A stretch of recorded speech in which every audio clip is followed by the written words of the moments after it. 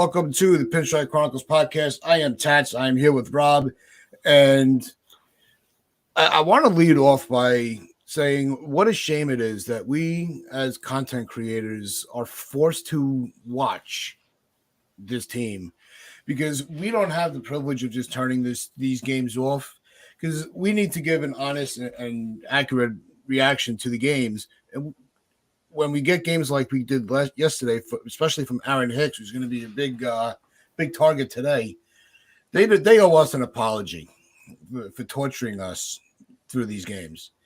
And it's gotten to the point you want to turn it off, but like we always say with the car crash, you don't want to look at someone else's tragedy, but you can't keep your eyes off it at the same time, because you're hoping to see some light of somebody being saved. And us as fans having to watch this, we are not being saved at all. We're just continually just being dragged down the road, and it's starting to really piss me off, and it's starting to hurt, because we deserve better from having to watch this garbage. It was Cole was pitching such a good game, and all it took was one ball in the outfield that was the most routine fly ball ever. And Hicks is out there, and he's running in 15 directions like he was running from a bee. So, I mean, really, why are we being subject to this kind of torture? What can be done?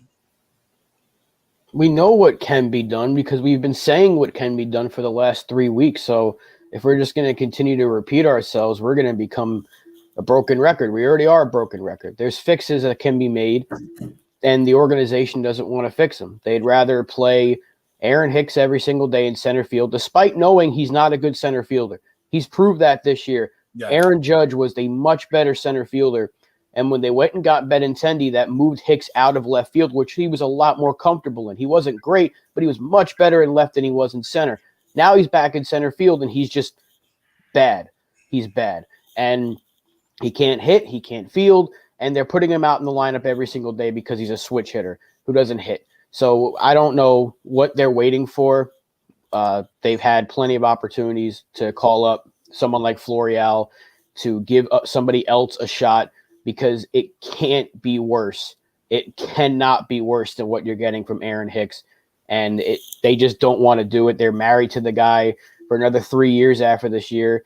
And that contract is really has already bit Cashman in the behind, but now, yeah, it's bad. It's bad. And they need to do something quick. All right, Donald, I'm sure you have a few choice words, hopefully TV friendly, on Hicks yesterday. The Aaron Hicks outfield disaster. That's like that Sandra Bullock movie, remember, where she was blindfolded? It's like that one. So he's like that. Like, oh, where's the ball? Hello, help me. He's like Jose Canseco when he played outfield for the Yankees, and he was trying to use his bare hands to make a catch. That's Aaron Hicks, man. Aaron Hicks would have caught the ball 3 times while it was in the air, and he was circling it, and he's an absolute atrocity of a baseball player. I'm amazed he actually gets paid for this.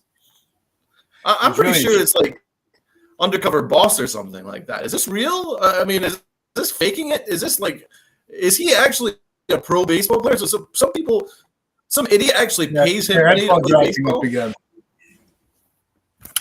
So does some idiot pay him to play baseball? He gets paid just to. I don't even know what he gets paid for, because he's not producing. He's not playing baseball. He's just standing out there. He does. It's terrible. Is he 5 for 82 or something? He's like 5 for 82. That's sad.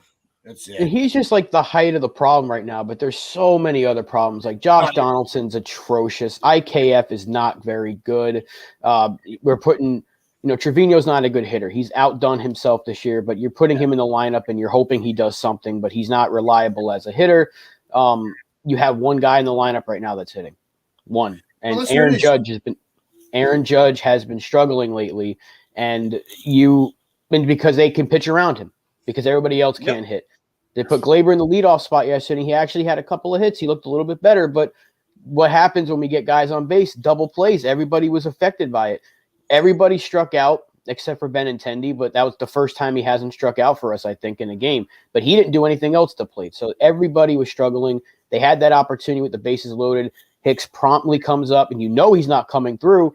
You just hope that maybe hits one in the air to get a sac fly at that point, but nope, it's a double play. And at that point, you just felt they're not doing anything because that's the energy we get right now. When they fail in a big spot, you feel like 2021, where they're just not going to be able to come through anymore.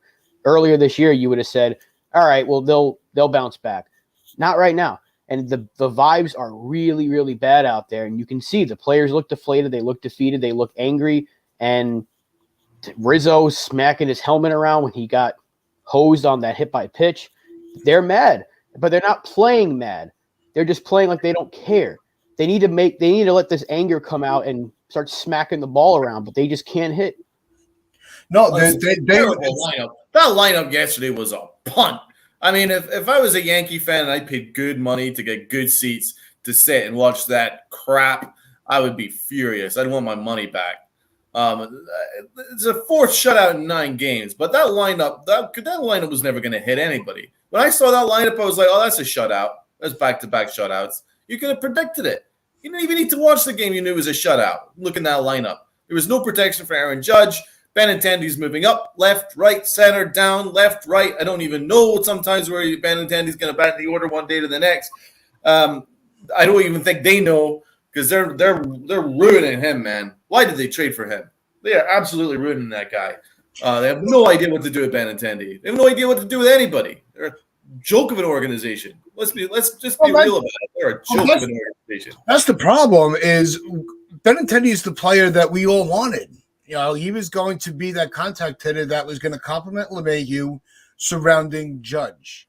They have not used him that way. Like you said, Don, they've ruined him. You know, and we can't get on Benintendi because he's not being used properly. You know, you want him to have the ability to be professional enough to make the best of any situation that he's put in the lineup. But you're not with the players you have surrounding him. They're not going to give him anything to hit either. Same as Judge. If Judge has no protection around him, same way Benintendi now has no protection around him.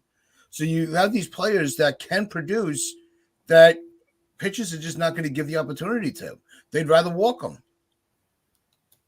Well, I mean, look who's behind him. Trevino and then IKF, then Hicks. That's your 7, 8, 9. Yeah. After Benintendi. Benintendi should never be batting 6th or 7th or 5th. If anything, if you're not going to bat him first, then bat him 9th. That's what I've been saying because at least you have that second leadoff spot, quote unquote. It's so stupid that they got it. That's why I said it yesterday, and I'm repeating myself, broken record. I would have preferred Ian Happ because they don't know how to use a leadoff hitter. They already had one in DJ LeMahieu. He's been their leadoff hitter since 2019. They're not moving him from that spot because of how good he was hitting and the fact that him and Judge were this dynamic duo at the top of the order. So they acquire a leadoff hitter that they're not going to use in the leadoff spot. It made no sense, and we've seen it time and time again. When they acquire a bat, they change how they are when they come to the Yankees. Everybody's average drops when they come here. Even Rizzo, who I know he's been in sort of a decline with the age and all that, and the average has dropped year by year, but this is significant. He's hitting like 220, and he's striking out a lot. And I don't like batting average that much, but he is striking out far too much for a player like him. He's the guy that we see him choking up on the bat and all that. He's not even really doing that lately. He's not putting the ball in play. He's flailing at bad pitches. His strikeout last night after he got the hit by pitch taken away, he swung at a pitch down and away. He never does that. So you're seeing guys pressing. You're seeing guys that they know they're struggling and they're trying to do too much. They're not keeping it simple. And when you have a lineup that looks like this every single night, you're not going to produce much anyway. If you can dance around their best player, which is Aaron Judge, you don't have to worry. Like, okay, if Rizzo beats me, so be it. If I give one up to Donaldson, so be it. You're not worried about Gleyber Torres. You got to worry about Aaron Judge. So if you get Judge out, which they did, you're beating the Yankees. That's the key. How do you beat the Yankees? Do not let Aaron Judge beat you because he's that good. And the last 2 games, both pitchers have kept Aaron Judge off the board. I think Judge might have had a single and a walk yesterday or something like that, or just a single. But that's it. You keep him from beating you, you're beating the Yankees right now. And they don't want to make any changes. That's the biggest thing. Well, that's the frustration of why they're not making the adjustments with the minor leaguers that they have. Say they bring up, they was talking about yesterday, I don't know if you caught it on the broadcast, that, Andujar that was tearing the cover off the ball is not doing it on the major league level. What made, and I believe the comment that was made was, what makes us think that the other guys that would be called up are going to be much better?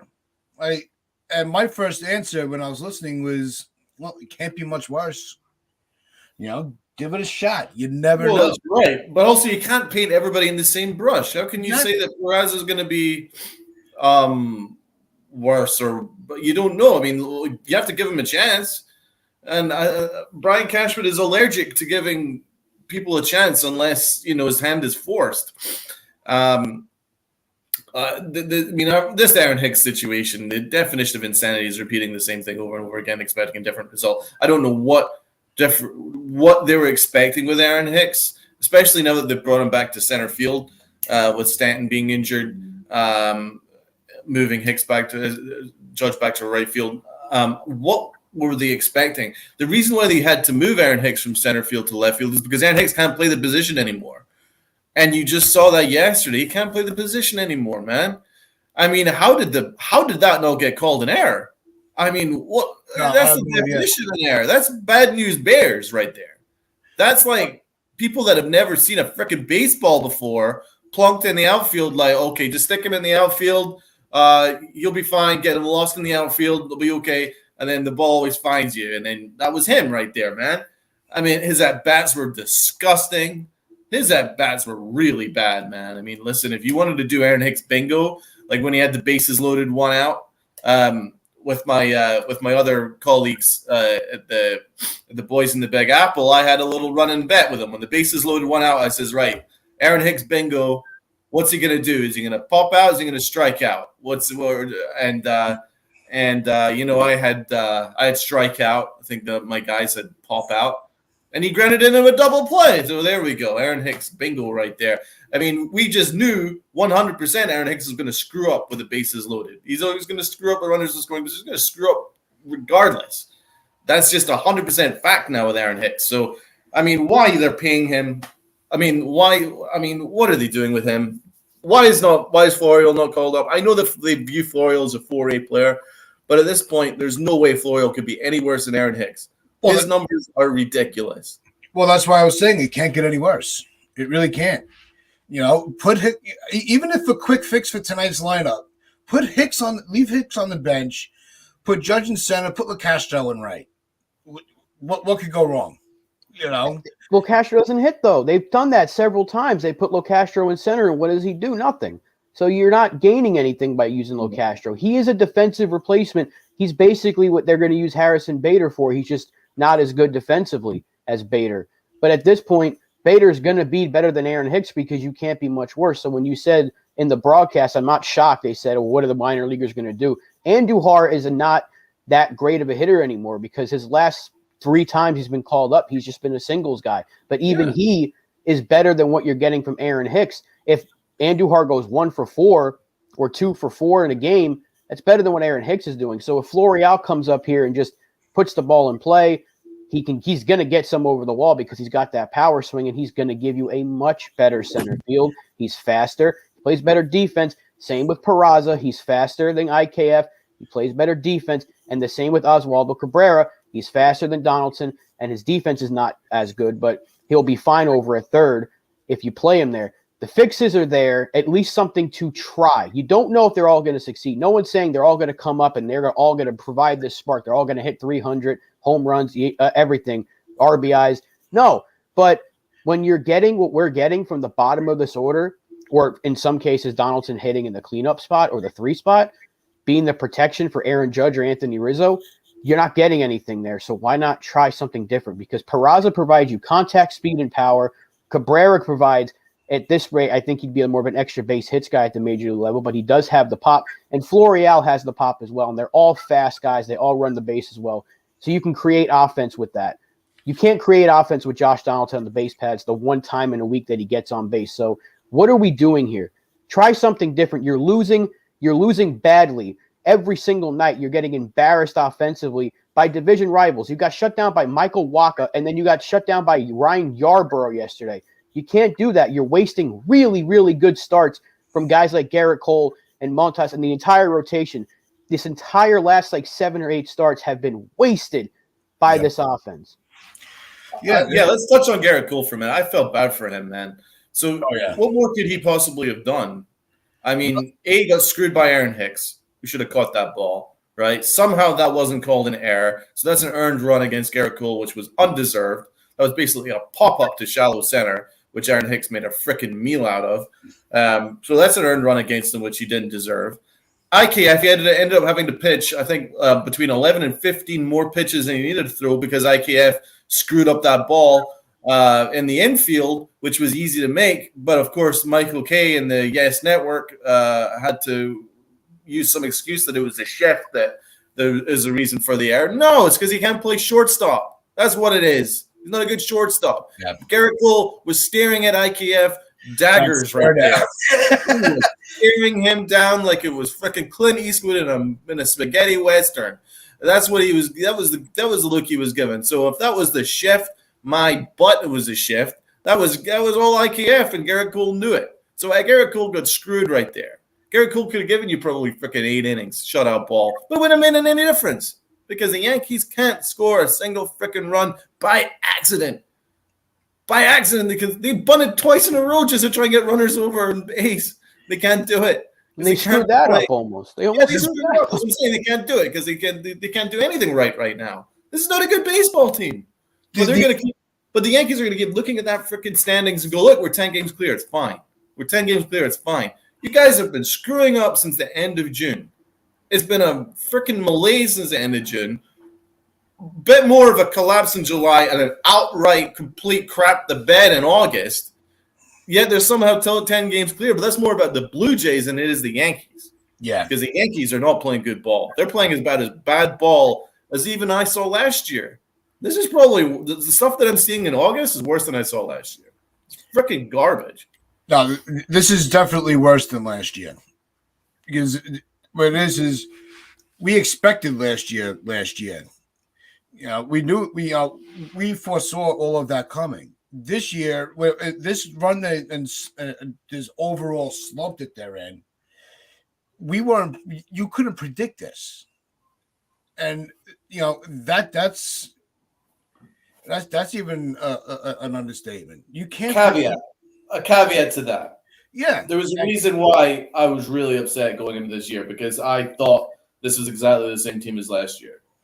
So I'm not surprised about this level of performance. I'm more actually surprised about what we did in the first half of the year. That epic run that we went on where we won every single game, that was more of a surprise to me than what I'm seeing now because the trade that was made, the Josh Donaldson IKF trade was awful. I think everybody knew it at the time. Every Yankee fan was pretty upset by that trade for a good reason, and it's transpired that way. I didn't have the highest expectations going into this year, but I was shocked that we were at one point on course to win like 130 games. So, yeah, I would say to a point you're right because after you win 100 or on pace to win 130 games, now you can't win a single – well, forget winning a single game, but scoring a run. Now you can't even score a single run anymore. Then you're a bit shocked. But in general – I think the Yankees are just retreating back to the mean. I think this is them retreating back to the average. I think they were always going to be a 92 to 98, 99 win team. I think that was always kind of be their level. You know, good to very good, but not elite. I think that's pretty much the Yankees level. If you look at the depth outside Aaron Judge and Stanton, there's really not a lot of power hitters after him. Yeah, no, I think one upside is that we're all starting to hear whispers that Stanton's going to be, he's starting to resume some baseball activities. So he should be on, he's going to be on the road back, and they're going to limit his rehab games. Because once they feel he's ready to go, they're just going to put him back in the lineup rather than have him, get stretched out down there. They have to. They have no choice. They have no choice. See, that's the thing. They have no choice, and he was saying that with his calf, whatever it is, the ligament.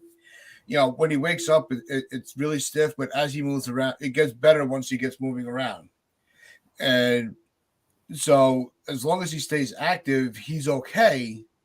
So, is having him on the bench even going to be as beneficial? Well, DH, he's going to struggle a lot at the plate when he gets back. We have to be prepared for that. Yeah, but even his name in the lineup provides you something that you can't pitch carefully to Judge and be like, okay, well now we can get Stanton, because Stanton, even if he's 70%, can run into one and knock it 500 feet. That's how powerful he is. So just having him back in the lineup will help, but that's what was happening early in the year, because you had enough guys that were producing that you can mask some of the deficiencies. Like Donaldson's been struggling all season. So Hicks was struggling early on in May. He was struggling, and I guess to a degree, even LeMahieu was struggling. But you had Judge, you had Rizzo, Stanton, Torres was tearing the cover off the ball. Trevino was hitting well. IKF was just getting his singles, but it was working. So when you have 6 or 7 guys that are all producing at a good enough level, you can mask when a couple of your guys are struggling. But right now, when you have 8 out of your 9 that are failing to produce, this is the result. You're getting shut out, or you're getting held to 1-2 runs a night. And they don't want to make a fix. Like, even if Stanton comes back, okay, you send Andujar down. You still have LoCastro and you still have Marwin Gonzalez just sitting there on the roster. You're telling me you can't call up Peraza and Florial? Because if Stanton's your DH, you're going to continue to put Aaron Hicks out there knowing damn well he can't do anything. Yep. Give him a shot. Right now, you have no reason not to, because the rosters will expand in September. So if you really want to call LoCastro back up in September, go ahead and do it. And you'll still have him off the bench, because we're not getting Carpenter back until October, because I don't think he's going to be back in the 6-week minimum. He's going to take a little while, and expecting him to come back and hit the way he was, that's a tough ask for a 36-year-old. I think waiting for him to come back at all is too much of a gamble. Yeah, you can't expect him to come back and start hitting home runs again. It'd be great. It'd be a great story, but his injury has really, him and Stanton being hurt, has obviously destroyed this lineup, and now you're dealing with LeMahieu's injury. So hopefully he's okay, but they have to try something different. And the fact that they still haven't done it, this has been, as Donald mentioned, not just a few weeks of struggling offense. This has been going back to the Houston series in June. From that point on, the offense has been sporadic. They haven't been consistent. And especially in this month, it has been downright dreadful. So why aren't you trying something? You didn't trade Peraza. Use him. Stop holding him back. If you didn't want to move him for a player like Castillo or any other trade, apparently, use him, because IKF should not be holding a starting spot over anybody right now. He's got a 270 average. Whoop-de-doo. He's got a bunch of singles and the OPS below 650. He's not that good of a hitter. So you can replace him. You don't have to take him off the roster completely, but you can replace him. That's what I've been saying, and that's what I said post-deadline. If Peraza's here, he should be called up. Yep. And if not, we should have a papier-mâché Cashman with his head on a stick, something like that. And here we are, 2 weeks post-deadline. Where's Peraza? Sitting in AAA. The changes are there to be made, man. It's not even outside the organization. You can go inside the organization and improve this team. First of all, you call it Marinaccio. I said this yesterday. It's terrible what they did to that guy. Put him in the back end of the bullpen, and the bullpen looks a heck of a lot better. And then you call up Cabrera and Peraza, and we have a little bit more depth, because when Carpenter went down, I was really worried. When he went down, then a lot of things changed. He was that protection in the lower half of the order. He was that RBI guy in the lower half of the order. You were like, he lengthens the lineup. His swing was indestructible all year long, and he was a great story. And then you lose all that. And I think the Yankees are really struggling to catch up since losing Carpenter. Stanton out, forget about it. he is, he's so important to this lineup. Like I can't even stress enough how important he is to this lineup. And now you're getting DJ LeMahieu with a toe injury that apparently has been bothering him for a while. That's going to destroy this lineup too. I saw something they're fitting him with a custom-made shoe, cleat that'll have extra cushion on his for his big toe, so it's not as much pressure on the ground. Yeah, I know, because it's been a disaster with him out of the lineup. You can forget about it with him out of the lineup. Well, but yeah, that's what it is. Without him, without Carpenter, without Stanton, there's nothing left. Think about the lineup you could put together if you just call up two of those three. I think they should all be called up, but if you call up Peraza and Florial, then you get Benintendi in the top of the order. You have Benintendi, LeMahieu, Judge.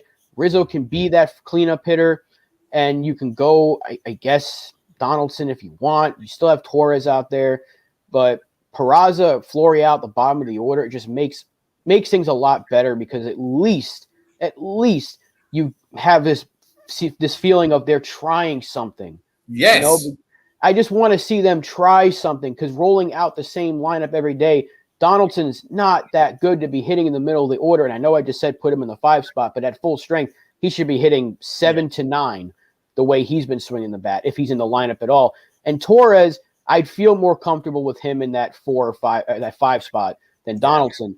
But even he's been struggling. But if you just call up two of these guys, Florial's a lefty, Cabrera's a switch hitter, so you can put him out there, and guess what? You're not losing that lefty balance because he'll hit from the left side more times than not. Just the fixes are there, and they don't want to do it. That's why we're frustrated. That's why I'm frustrated. I can handle a loss. They don't want to make the changes. At least attempt something different. I mean, Donaldson can't catch up to an 86-mile-an-hour freaking cutter down the middle of the plate.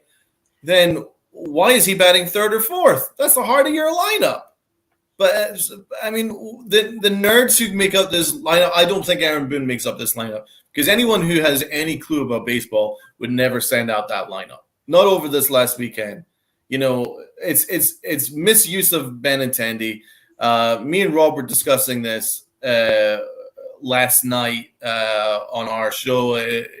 We went through it. Like, if you have DJ LeMahieu leading off, Benintendi batting 2nd, Aaron Judge batting 3rd, with Stanton, then Rizzo, then the lineup is lengthened, right? And then it stops the ability to pitch around Aaron Judge. Because if you put him 2nd and you put Benintendi 6th, where, he's not going to drive in any Aaron Hicks or anything like that, or Aaron Hicks isn't going to drive him in.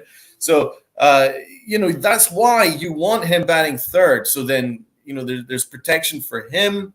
It lengthens the lineup.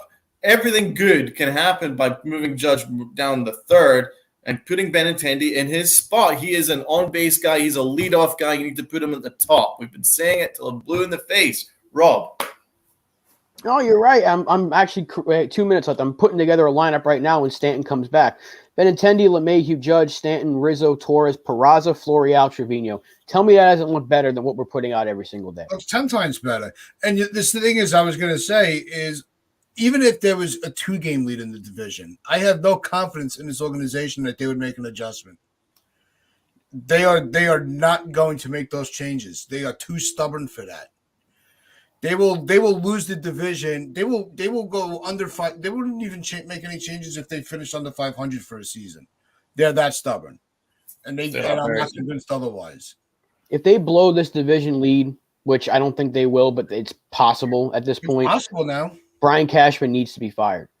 He needs to be fired. And they need to bring in a GM who's going to let Aaron Boone, because we still have Boone for 3 more years. They needs to let this coaching staff coach, because I'm telling you right now, they're letting Matt Blake and the pitching coaches do their job, but they're not letting the hitting coaches do their job. This is an organizational philosophy of hitting, and they're bringing in guys that were really good in the minor leagues. You're a really good minor league coach, but we want you to do it this way. And guess what? Everybody that we're having is struggling. Yep, and that is going to wrap things up for us. Hopefully tonight is a win. But you have been watching the Pitch Strike Chronicles on Northeast Streaming Sports. So, to everybody watching on Roku, thank you. Facebook, YouTube, wear your pinstripes, your pride, and play hard.